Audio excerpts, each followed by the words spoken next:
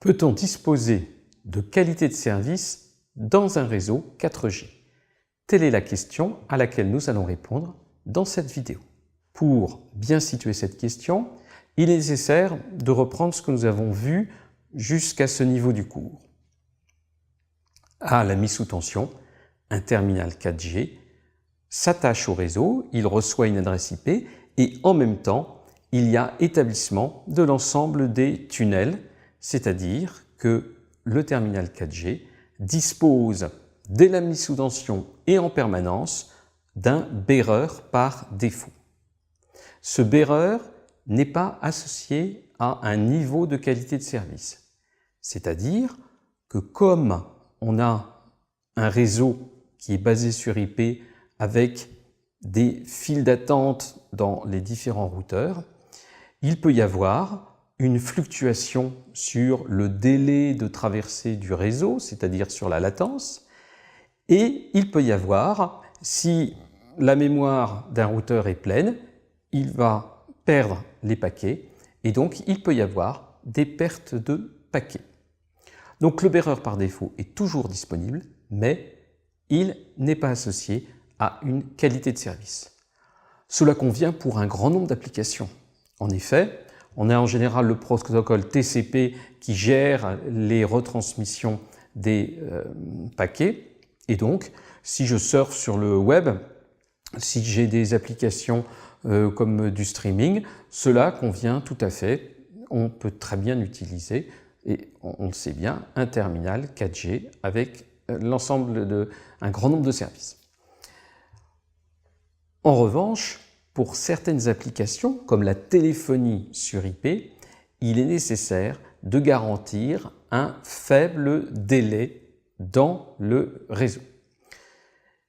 Pour certaines applications critiques également, une faible latence est nécessaire. Le bearer par défaut ne permet pas de garantir cela, car tous les paquets sont traités avec, on peut dire, le même niveau de priorité, c'est-à-dire qu'il y a absence de concept de priorité. On va donc définir dans un réseau 4G un bearer dédié qui va comporter des paquets qui vont avoir un TEID différent.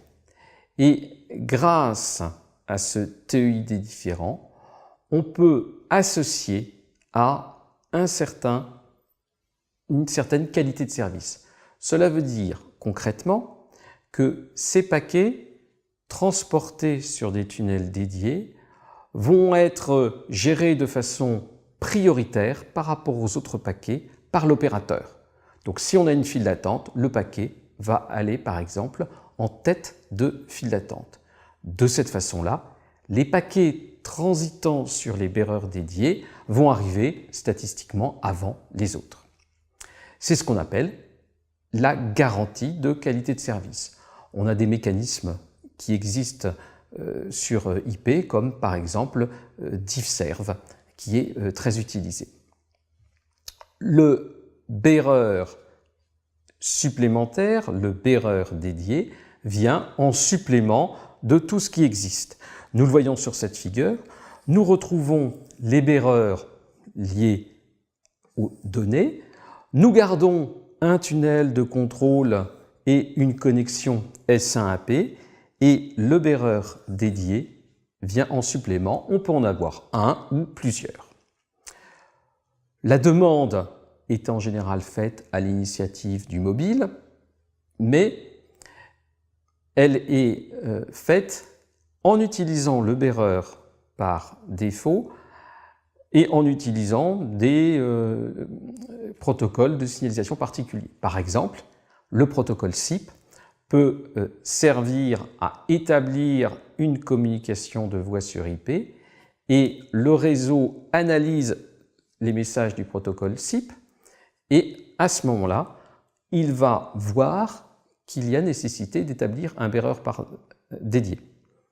Pourquoi laisse-t-on l'établissement du bearer dédié à l'initiative de l'opérateur, ou sous le contrôle de l'opérateur? Eh bien précisément parce que si tout le monde établissait un bearer dédié, il serait difficile de fournir de la qualité de service. Donc derrière il y a la qualité de service, il y a quelque part des mécanismes de contrôle d'admission. Il faut de toute façon que l'opérateur puisse contrôler cet établissement pour garantir vraiment une qualité de service. Le bearer dédié correspond au même contexte que le bearer par défaut, c'est-à-dire que c'est relié au même access point name et à la même adresse IP. C'est ce que nous traitons dans le cours. Il est possible d'établir plusieurs bearers par défaut, c'est-à-dire qu'un mobile peut très bien, selon la norme, ce n'est pas forcément un service fourni, demander à avoir plusieurs adresses IP. Nous ne traitons pas ce cas dans le cours. Dans l'état initial, nous avons notre configuration maintenant classique.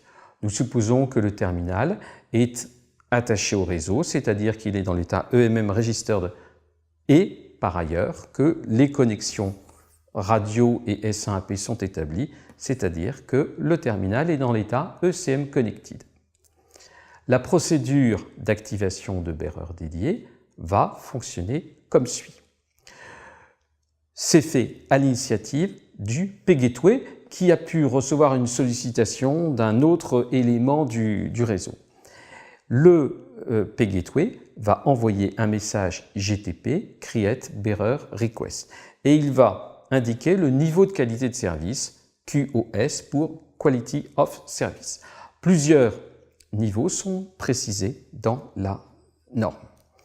Le sGateway avertit le MME de la demande, il répercute aussi le niveau de QoS et le MME retransmet deux choses. Il va retransmettre un message S1AP pour indiquer à l'inode B qu'il va y avoir de la qualité de service à gérer, c'est-à-dire qu'on va avoir une connexion radio avec des paquets prioritaires. En effet, il faut que sur la voie radio, le paquet soit aussi rendu prioritaire. Donc il faut que l'inode B soit bien au courant et qu'il en prenne compte dans l'ordonnanceur lorsqu'il choisit les ressources, les blocs de ressources radio qu'il alloue aux différents terminaux. Et d'autre part, il faut aussi avertir le terminal, puisque ça concerne aussi l'application qui se trouve dans le terminal, qu'il y a cet établissement. C'est le but du message ESM Activate Dedicated Bearer Context Request que nous voyons ici. L'inode B va retransmettre une indication qu'il y a un changement sur la connexion radio et qu'il y a en plus donc ce bearer dédié. Le terminal acquitte lorsqu'il a bien pris en compte la modification liée à la configuration radio. Cet acquittement provoque l'envoi d'un message Setup Response pour indiquer que la demande a bien été prise en compte.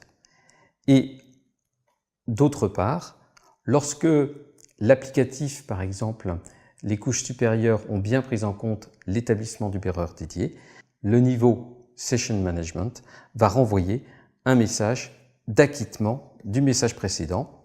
Il s'agit de Activate Dedicated Bearer Context Accept.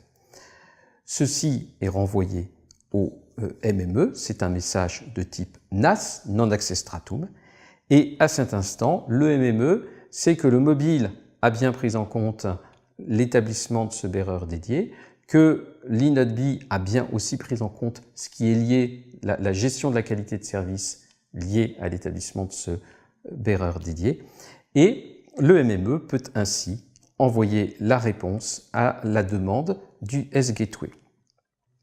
L'ensemble des messages inclut les TEID qu'il faut, qui correspondent à ce bearer supplémentaire. À la fin de la procédure, nous avons le bearer dédié qui est établi. Différents TEID sont utilisés pour les différents bearer par défaut et bearer dédié. Le fait d'avoir des TEID différents peut aider à la gestion de la qualité de service. On peut activer, il faut penser à la désactivation. La désactivation se passe de la même façon à l'initiative du pGateway. Nous n'allons pas détailler l'échange de messages, on peut les regarder tranquillement après la vidéo. Ça passe toujours par le Serving Gateway, le MME, une demande à l'inode B et un message NAS vers le terminal. Quand il a pris en compte la libération du bearer dédié, on envoie les messages d'acquittement jusqu'au pGateway. À la fin de la procédure, nous retrouvons dans le cas initial avec seulement le bearer par défaut. Le bearer par défaut est bien sûr maintenu, la connectivité reste maintenue.